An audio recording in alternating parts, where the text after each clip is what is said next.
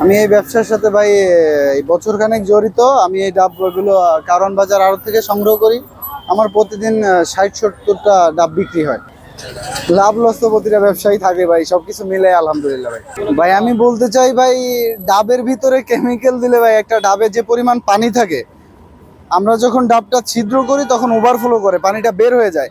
আমাদের কেমিক্যালটা দিয়ে আদতে কোনো লাভ হচ্ছে না, কারণ একটা ডাবে যদি লিক হয় তাহলে ডাবের পানিটা 6 থেকে 7 ঘন্টার ভিতরে নষ্ট হয়ে যায়।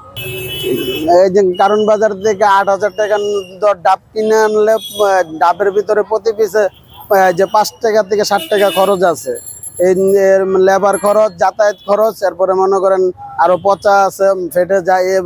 এভারেজে মনে করেন যে ডাবটা 80 টাকা কিনা পড়লে এটা 90 টাকার ভিতরে চলে যায়। এরপরে আমরা 100 টাকা 120 টাকা বিক্রি করি। আমরা ডাবটা নিয়ে আসি হইল কারণ বাজার থেকে। কারণ বাজার নিয়ে আসি 80 টাকা 90 টাকা বিক্রি করি 100-120।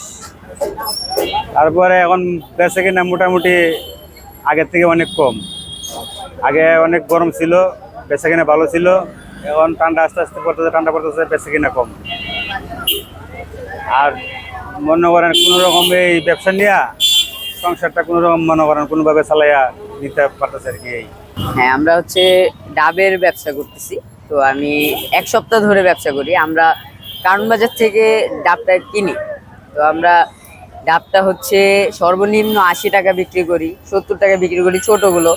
আর সর্বোচ্চ হচ্ছে গিয়ে 100 থেকে 120 টাকা আমরা সেল করতেছি। আমি আসলে ডাবটা খাইলাম, তা ডাবটা খাওয়ানোর থেকে দেশের যেই ডাবটা কাটার পর যে তৃপ্তি গাছের থেকে পারার পরে, তা ইনশাল্লাহ এখান থেকে খাওয়ার পরে সেই একই তৃপ্তি পেয়েছি।